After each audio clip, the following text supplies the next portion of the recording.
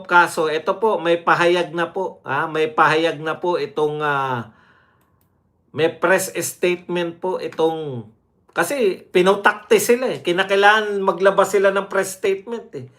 Lahat po ng Pilipino, maliban po sa mga hindi bayarang media, sila na lang po yung kukonting Dilawan, kukonting Makabayan Black, kukonting Pinklawan, at kukonting loyalista. Sila-sila na lang po ang naglolokohan na ang mga Pilipino ay gustong makulong si Marcoleta. Lahat po ng tao,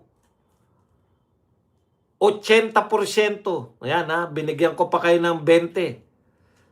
80% po naniniwala na hindi dapat makulong si Marcoleta, hindi dapat makonvict si BP Sara. Yung 10% po, walang pakialam. Kasi alam ka naman hindi na, marami naman talaga, wala akong pakialam dyan. At yung 10%, ayan, hati-hati pa kayo. Hati-hati pang loyalista, hati-hati pang Makabayan, hati-hati pang mga Pinklawan. Mga nagkaisa lang, hindi para sa bayan. Nagkaisa yung mga yan laban sa mga Duterte. Yan po pinagkaisahan nila eh. Pero ngayon pala, nag-iisip na yan Dilawan at Pinklawan, pati Makabayan Black, pag na-convict namin si BP Sara, ikaw natitirahin namin, BBM. Si BBM, kung gusto mo matapos yung term mo, kasi alam niyo pag na-convict nyo si BP Sara, BBM, alam mo na, ikaw na ang isusunod niya na sampahan ng impeachment. Same people. Na akala mo tuwan-tuwa ka, di ba? Akala mo tuwan-tuwa ka na ano. Ngayon, bakit po yung OFW? Bakit po ang lalakas ng loob ng mga OFW? Bakit po yung mga OFW ang walang katakot-takot? Una, wala naman sila sa Pilipinas eh. Karamihan ng mga OFW natin, kumikita po sila, hindi po sila namamalimos ng mga ayuda. Sa totoo lang po, yung sa 10% po na natitira sa inyo, mga marami po ron dahil umaasa pa sa ayuda. Kaya po dahil po kumikita po sila sa kanilang pagbabanat ng buto at hindi po umaasa sa ayuda, hindi po umaasa sa mga programang mga tupad at kung ano-ano pa, malaya po silang nakakapagpahayag ng saloobin nila. Tsaka nakita po nila yung diferensya eh. Ito, real talk tayo Yung mga OFW nung panahon ni Tatay Digong, kampante sila na walang mangyayari sa pamilya nila. Lalo na sa mga anak nilang pinag-aaral nila. Ngayon, anak ng tinapay, sari-sari po ang alalahanin ng OFW. Una, sa droga. Ikalawa, safe by school nila. Baka meron na namang pinoprotektahan ng batas ni Kiko. Namamaril na naman dyan at walang kaso. Kaya sama-sama na po. Yan po ang katotohanan. Yan po talaga, di ba? Kung may contest po ng kung sinong mas kinamumuhian, yan dalawa na yan magko-contest eh. Si BBM tsaka si Anticler eh. Sino mas kinamumuhian ng mga Pilipino? Okay, basa po tayo. Today, sabi, ito po statement on the filing of the plunder case against Senator Rodante Marcoleta. Today, we like to Teka, lalakihan ko nga to.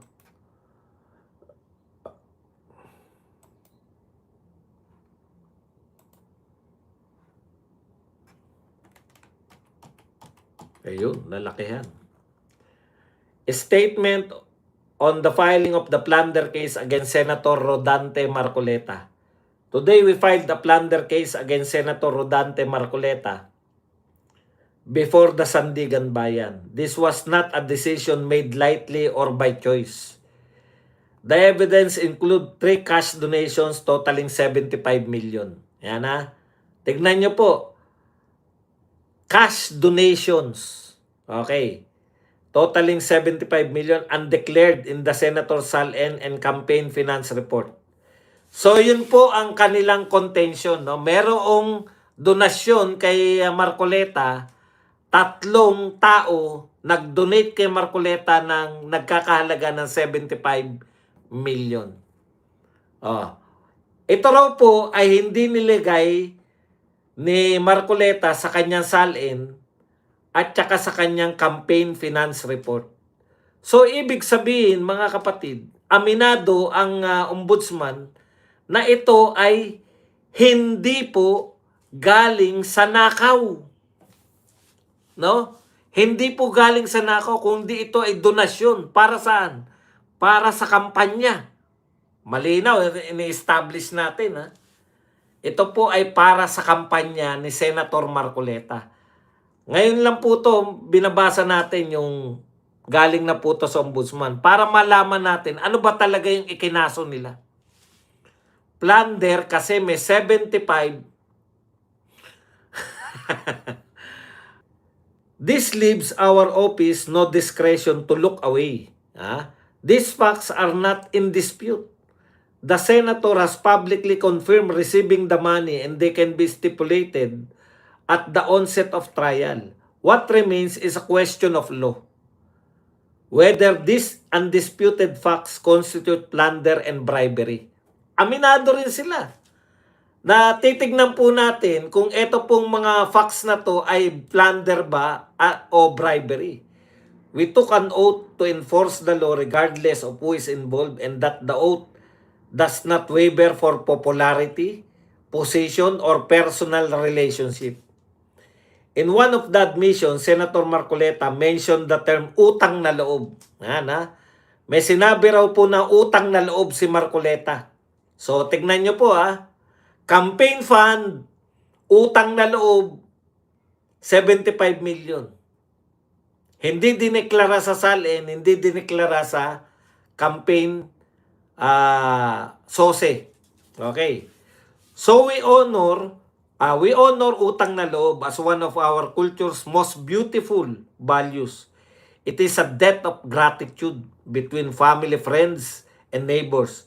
But it has no place in public office. Tandaan nyo po yan.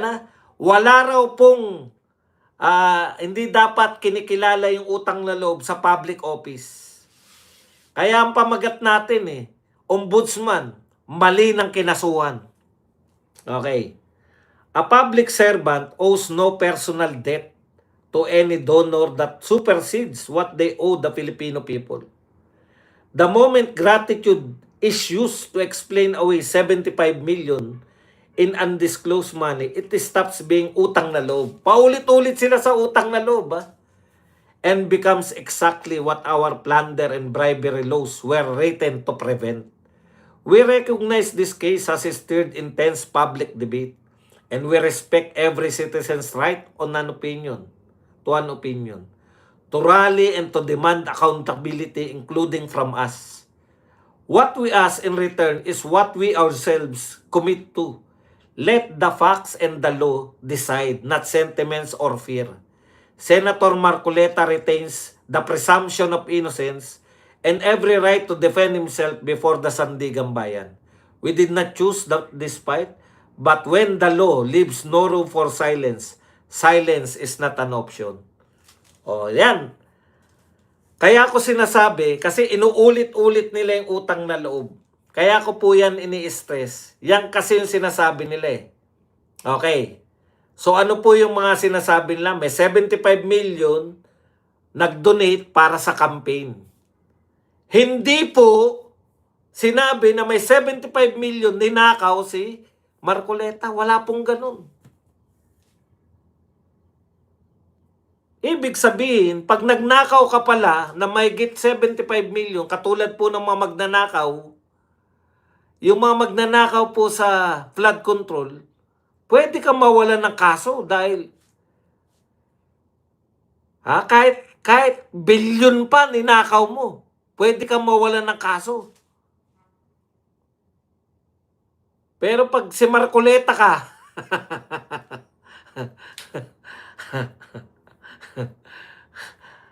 kahit ninakaw, kasi ninakaw eh. Pero pag campaign donation, hindi mo ninakaw, kakasuhan ka ng plunder. Bakit kaya? Baka kasi Marcoleta pa. Okay, utang na loob. Sige po. So yung nagbigay po kay Marcoleta, dito na po tayo. Kaya po pinagbabawal yung utang na loob sa mga public official. Kasi kung nagbigay ka ng pera para suklian ka yung utang na loob mo, yun po ang bawal. Di po ba? Pag ikaw nagbigay, ito magdo-donate ako sa iyo. Pero gawin mo kong secretary. Tapos ginawa kang secretary, yun po ang pinagbabawal. Kaya hindi ka dapat magregalo kasi naghahanap ka ng kapalit. Tanong, ano na binintang nila na kapalit na binigay? Kasi patutunayan po nila na etong nag-donate, nanalo na po si Marcoleta 2026 na po ngayon. Naka-1 taon na po. 3 taon lang po yan. 6 na taon pala. Ano po ang pinalit ni Marcoleta? Ano pong pabor ang binigay ni Marcoleta? Sige nga po. Ano yung utang, ano yung sinukli ng kanyang, may utang na loob siya. Ano ngayon yung sinukli ng utang na loob niya? Anong nahitan ng nagbigay ng regalo? Kaso, kinasuhan po sila. Ibig sabihin ba dong wala silang nahita? Wala silang nahita sa pagbibigay nila ng salapi kay Marcoleta, kundi kaso? Opo, hindi sila naging cabinet official, hindi sila naging nabigyan ng mga kontrata. Paano magiging kaso yun? Una, hindi na ninakaw. Ikalawa, wala silang hiningin pabor. Paano po magiging kaso yun? Kung hindi na nakaw, kung hindi na galing sa kickback, yung 75 million, wala pa silang hiningin pabor. Anak ng pupa, oh. Ngayon, kung yan po yung katwiran, utang na loob, sabi ni Mike Defensor, ito raw po, hindi naman to galing kay Mike Defensor. Sabi po ni Mike Defensor, may nagbigay po kay Pangulong Marcos. Nung siya po ay tumakbo, may nagbigay po ng malalaking pera. Tignan po natin, may nagbigay po kay Marcoleta, walang nakuhang pabor. So, ibig sabihin, yung binabanggit nilang utang na loob, hindi po naganap, hindi po nagbayad ng loob. Sa utang na loob, si Marcoleta, hindi po nabayaran ni Marcoleta yung utang na loob. So, kung hindi mo binayaran yung utang na loob, wala ka dapat kaso. Pero meron narinig po tayo, nagbayad ng utang na loob. Eto po, pakinggan po natin to. Si Mike Defensor. Ayon po kay Mike Defensor, may nag-donate po ng malalaking pera. Eto, si Lagdameo. Nag-donate po ng 247 million. Eto naman po si Mel. Anong apelyido nito? Ano bang apelyido ni Mel sa milyonaryo? Si Mel Robles. Nag-donate po ng 30 million. Si Chu, Laurel Chu, nag-donate po ng 30 million. May utang na loob, di ba? Ito, ang pagkakaiba nito, naging mga sekretary po sila. Si Lagdameo po ay naging secretary, special assistant to the president. Ito naman po si Mel Robles, naging general manager ng PCSO. At ito pong si Chu naging Secretary of Department of Agriculture. So kung ang sinasabi mo, Boying at ng Ombudsman, yung utang na loob, sinuklian, aba, mali pala kayo ng ng kinasuhan. Kasi yan yung sinasabi ng press statement nyo eh. Masama ang magkaroon ng utang na loob, lalo na kung sinuklian. Hindi po ba? Sabi nga ni Mike Defensor, ito po ay hindi niya sinasabing illegal. Yung pagdodonate nila Lagdameo, ni Mel Robles, at saka nito ni Chu, Laurel Chu. Pero sa paliwanag po ninyo sa Ombudsman, kung bakit masama yung utang na loob, eto po, na-consummate. Yung utang na loob, binayaran. Ginawa po silang sekretary. Sino dapat ang kasuhan kung yan ang katwiran ninyo? Yung utang na loob, yung binigay na pera, etc. Okay, sa salin, wala daw, hindi daw nilagay ni Marcoleta sa salin. Ang nilalagay po sa salin, at the end of the year, December 31 o December 30, kung ano po yung yaman mo. Tanong, si Marcoleta po nung nakausap namin, paano ko ilalagay yan sa salin ko? Ubos na nga nung eleksyon. Campaign donation yan eh. Uubusin niya po yan sa eleksyon. Bakit niya po mapupunta? Paano po mapupunta yung ubos ng pera? Bakit mo siya ilalagay sa salin? Nakita niyo po? So ito po, katulad po ng sinabi ni Attorney Yesesio, pilit na pilit. Pilit na pilit. Pero kung may kakasuhan kayo ayon sa inyong statement, hindi po si Marcoleta. Yung pong nagbigay ng mga malalaking pera at na-consummate po yung utang na loob. Nabiyayaan po sila. Sa tingin ko to, kung mayroon dapat kasuhan, yung nagbigay ng campaign contribution at ginawa mo, may nahita yung nagbigay. Ano nahita nila? Naging mga cabinet official. Mababawi ba nila yung binigay nila? Hindi ko po alam. Kayo na po mag-isip. Yun yung sinasabi natin eh.